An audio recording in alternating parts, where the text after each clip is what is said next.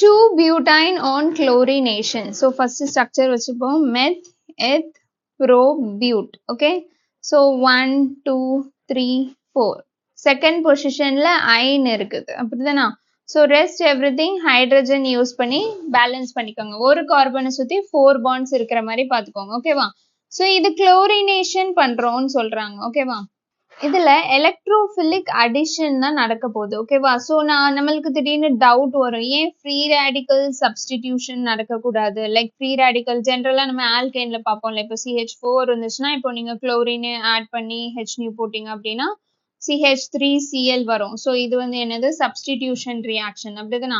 So இந்த மாதிரி electrophilic substitution reaction, free radical substitution இது ஃப்ரீ ரேடிக்கல் ரியாக்ஷன்.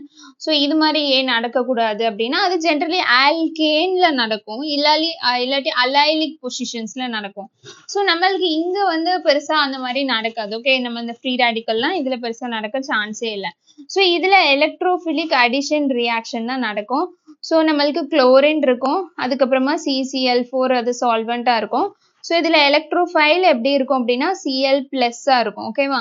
ஸோ இது வந்து ஒரு சைக்ளிக் இன்டர்மீடியேட் தான் ஃபார்ம் ஆகும். ஸோ உங்களுக்கு அதெல்லாம் பெருசா தேவையில்லை, ஜஸ்ட் ஞாபகம் வச்சுக்கோங்க. இது ஒரு சைக்ளிக் இன்டர்மீடியேட் ஃபார்ம் ஆகி அதுக்கப்புறம் தான் ஃபர்தர் அட்டாக்லாம் நடக்கும். சைக்ளிக்னா என்னது, இப்போ ஒரு CC இருக்குன்னா இங்க குளோரின் இந்த மாதிரி இருக்கும். ஓகே, சைக்ளிக் ஃபார்ம் ஆகி அதுக்கப்புறம் தான் ஃபர்தர் நடக்கும். இப்போ இதுல ஒரு பாண்ட் இருக்குல்ல, ஸோ இதுல ஒரு பாண்டுக்கு 2 குளோரின் ஆட் ஆகணும் அப்படிதானா? ஸோ ஏன்னா இப்போ ஒரு பாண்ட், இப்போ ஒரு குளோரின் ஆட் ஆயிடுச்சு வச்சுங்க, இன்னொரு குளோரின் இங்க இருந்து அட்டாக் ஆகி இது இங்க போகும்.